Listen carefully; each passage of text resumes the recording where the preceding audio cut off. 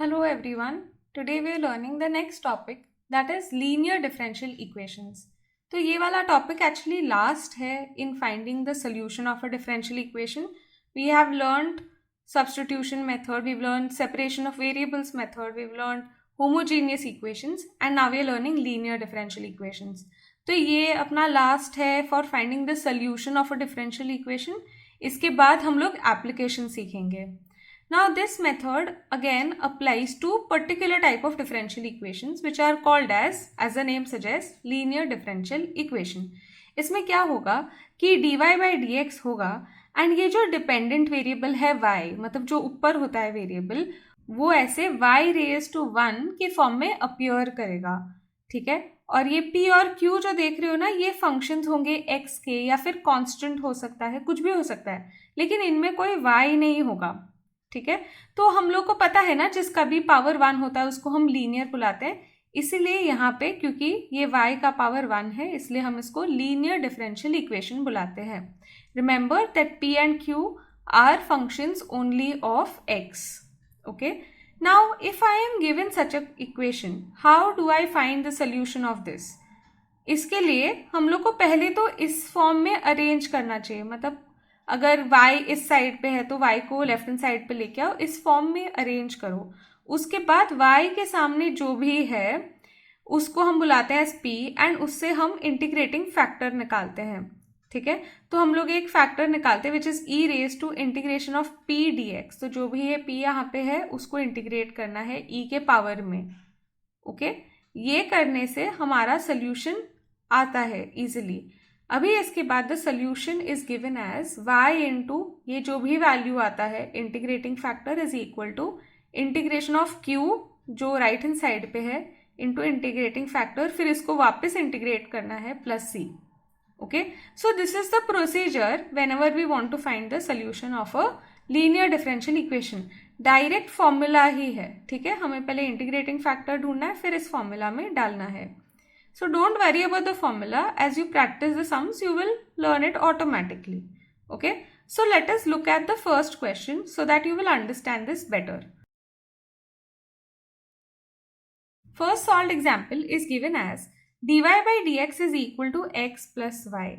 Now as you remember, हमारा form क्या होता है? It is dy by dx plus p into y is equal to q. Okay. तो यहाँ पे y होना चाहिए. तो ये जो y है इसको पहले हम लेफ्ट हैंड साइड पे लेके जाते हैं. So we get dy by dx minus y is equal to x. Okay, so we can say on comparing with the general form we get p is equal to -1 जो y के सामने है and q is equal to x. ये दोनों इधर constant है या फिर x के फॉर्म में है. ठीक है, इसके बाद now we will find the integrating factor. So integrating factor is equal to e raise to integration of p dx बराबर which is equal to e raise to integration of -1 dx. What is integration of -1? It is just e raise to -x. Right, integration of 1 is x. अभी इसके बाद we have found out our integrating factor. Now let us substitute all of this to get our solution. So therefore the solution is given as, so formula क्या था? It was y into the integrating factor. First I'll write down the formula is equal to integration of q into the integrating factor dx plus c. Okay. So integrating factor के बदले अभी e raise to -x डालेंगे. So here we have y e raise to -x is equal to integration of x e raise to -x dx plus c. Okay, now here we have to integrate. यहाँ पे हमें uv rule apply करना पड़ेगा.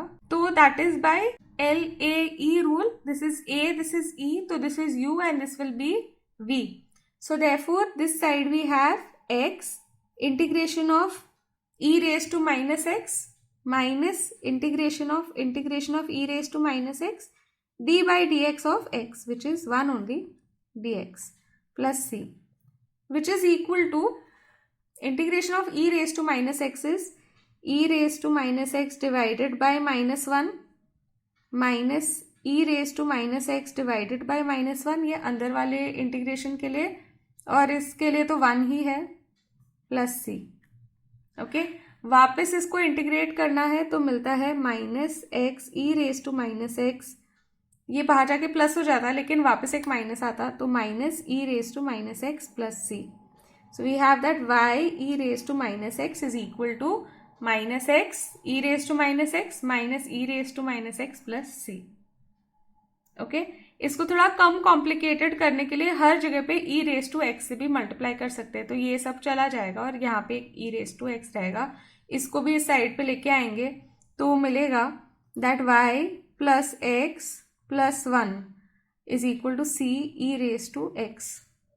ठीक है, सब कुछ को इस साइड पे ले लो, ई रेज टू -x को कॉमन ले लो, दूसरे साइड पे लेके जाओ तो ऐसे आएगा, या फिर throughout e raise to x से भी मल्टीप्लाई करोगे तो यही आएगा। ठीक है, now let us look at one more question. Second question is dy by dx plus y by x is equal to x³ -3। This is already in the standard form.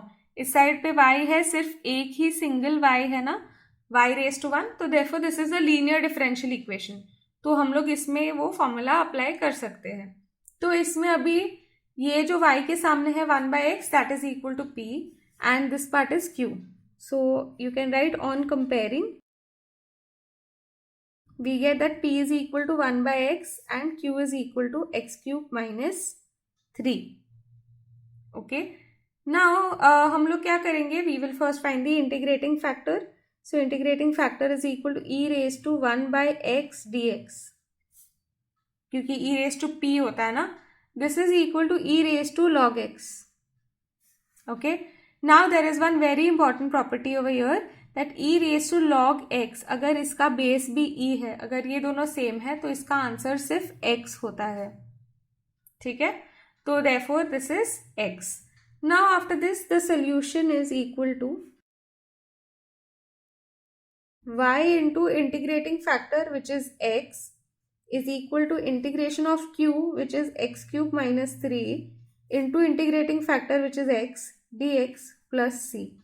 इसको integrate कर देते हैं, उसके पहले इसको ओपन कर देते हैं,